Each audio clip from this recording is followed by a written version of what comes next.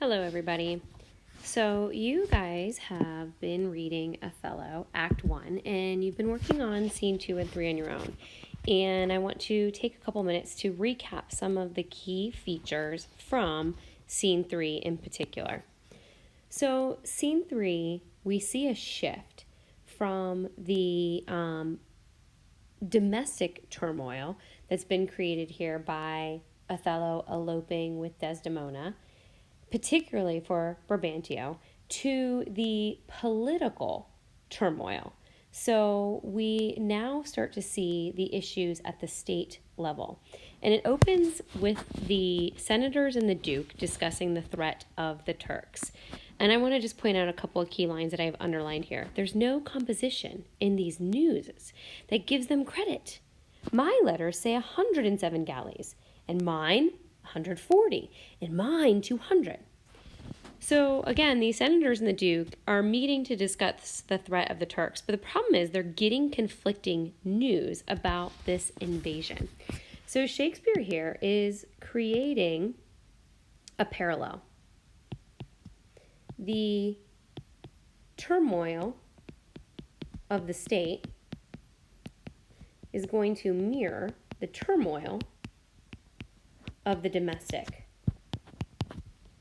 or the home. When we say domestic, we mean home.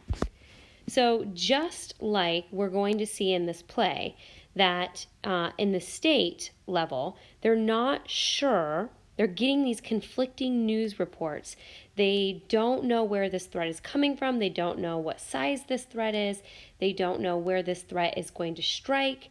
They're getting all these different stories, just like they don't really know what to do with all this conflicting news. So is the situation going to be for Othello. So is the situation going to be on the domestic level, where we're going to get conflicting and very difficult reports that these characters are going to need to deal with. So in a lot of ways, this is going to mirror what Iago does to Othello. And it brings up the theme of appearance versus reality.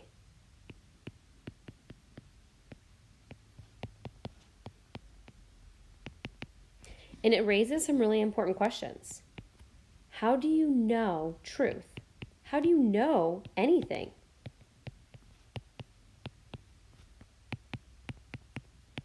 What do you do when you get conflicting news? How do you know what to believe?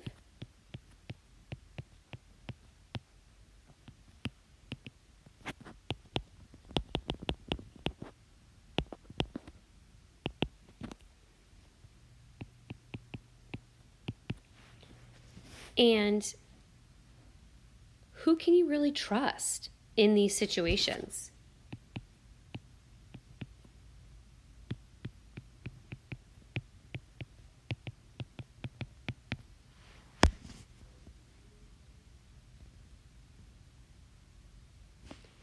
All right, so they're not quite sure exactly what's going to happen with this Turkish threat, but they do know one thing for sure. I'm going to skip ahead here to page 33. They do decide, valiant Othello, we must straight employ you against the general army Ottoman. So Ottoman, by the way, is another name for the Turks. So they're basically saying here that they're going to send Othello to Cyprus to deal with the invading Turks. They're not entirely certain the size of the forces. They're not entirely certain when, where, how they're going to strike, but they do know they can trust Othello, that Othello is their guy. And notice they call him valiant Othello, which means someone who's very brave. Othello has a position of respect in the society.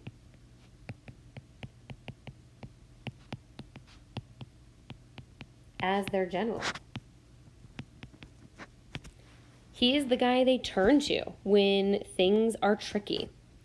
And this is juxtaposed against Brabantio, who is bringing his very derogatory charges against Othello that we just saw in Scene 1 and Scene 2. So Brabantio is there on personal matters, he says. The Duke asks him, what's the matter? He says, my daughter, oh, my daughter. And the way he responds, the senator assumes that she must be dead. And he says, I to me, right? The fact that she has run off to marry Othello basically makes her dead to him. That's how he views this marriage to Othello. So again, Othello is valiant. He is this amazing general, but he's not allowed to marry their daughters, right? Do you see the distinction here?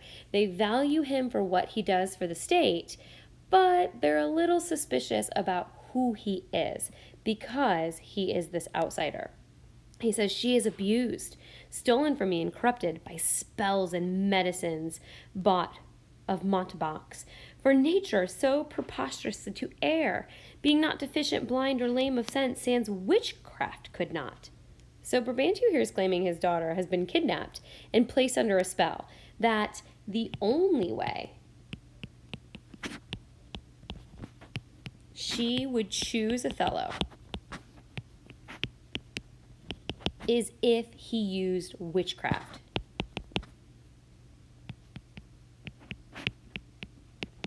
I don't know about you, but I'd be pretty offended if someone said that to me, or someone said that about me in front of me, that the only way someone would be interested in being with me is if another person cast a spell, or if I cast a spell on that person. So he's definitely being incredibly offensive to Othello, just to mention this, but it's doubly offensive because he keeps talking about how Othello has cast spells and used medicine. This is incredibly stereotypical. He is falling back on a stereotype of Africans. And the stereotype here that he's falling back on is that Africans use voodoo magic.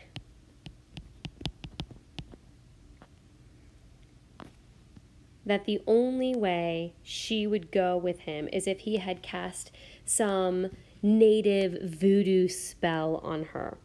Now, it is true that there are some tribes in Africa that practice a type of belief called voodoo.